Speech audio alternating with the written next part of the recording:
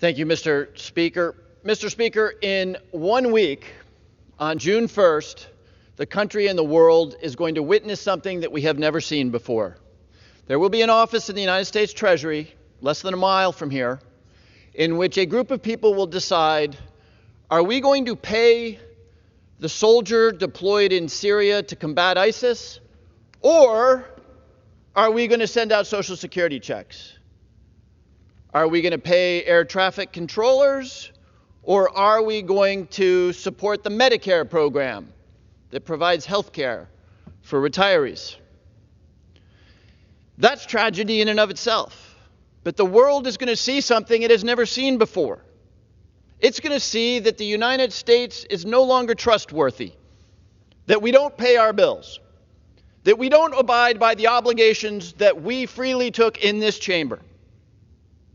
And even worse, Putin and Xi and the leadership of North Korea and Iran are going to say, look, democracy does not work. The greatest country, the supposedly greatest country in the world, won't pay its bills. Now, are we in this place because we don't have the money? Of course we're not. We've got the money. We're the richest, most powerful country in the world. We are in this place because my Republican colleagues have figured out that they have a perfect hostage situation. That if this Congress, and make no mistake, it is the Congress's obligation to raise the debt ceiling. It is not the president's obligation under the law. It is the Congress's obligation to raise the debt ceiling.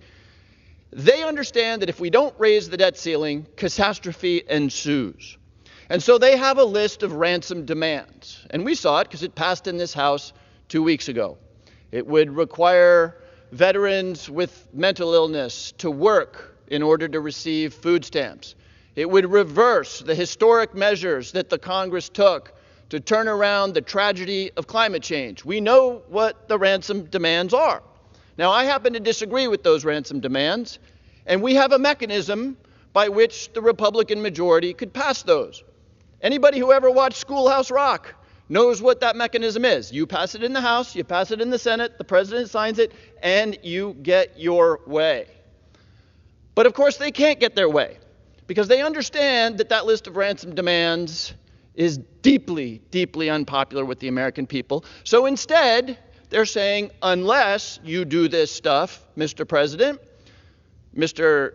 Schumer in the Senate, we're going to destroy the global economy and the reputation of the United States of America. Now, am I being unfair in saying that it's a hostage situation? Let me quote my colleague from Florida, who yesterday said, and I quote him, I think my conservative colleagues for the most part support limit, save, and grow. That's, by the way, the ransom list. And they don't feel like we should negotiate with our hostage. Republican member of Florida. They don't feel we should negotiate with our hostage. Now, Democrats, because we feel some sense of obligation and responsibility to the full faith and credit and the dignity of the United States, didn't do this under Donald Trump. 3 times, Democrats acceded without a ransom list to a raise in the debt ceiling when Donald Trump was president. Donald Trump, when he was president, said this about the debt ceiling. Quote, that's a very, very sacred thing in our country, the debt ceiling. We can never play with it. Let me quote the Speaker of the House yesterday. The Speaker of the House says, when he is asked, what do the Democrats get in this negotiation? You get reversing climate change, you get work requirements for Medicaid and food stamps. What do the Democrats get? The Speaker said, we are going to raise the debt ceiling. Folks, the quiet part is being spoken out loud. This is a hostage situation. The implications here, and I try to make this case to my Republican friends, eventually we Democrats will learn from this level of irresponsibility, and the next time there's a Republican president, we will have a ransom list. Is this the way we want to legislate in the greatest country in the world? I don't think so. To illustrate how corrupt this enterprise is, how corrupt the reasoning is, here's what's happening. The Republicans passed the Trump tax cuts, $2 trillion in deficit addition. By the way, a full quarter of the national debt was accrued under one president, Donald Trump. A quarter. This country has a 245 years history. 1/4 of the debt was accrued in the 4 years of Donald Trump. So here's what's happening. We have a big old dinner. We order the appetizers. We order the hors d'oeuvres. We order expensive wine. We order 4 courses. This is the spending and the tax cuts that this institution likes. And then we say, we're not paying the bill. The gentleman's time's expired. My friends, that doesn't work. Let's get past this debt ceiling insanity.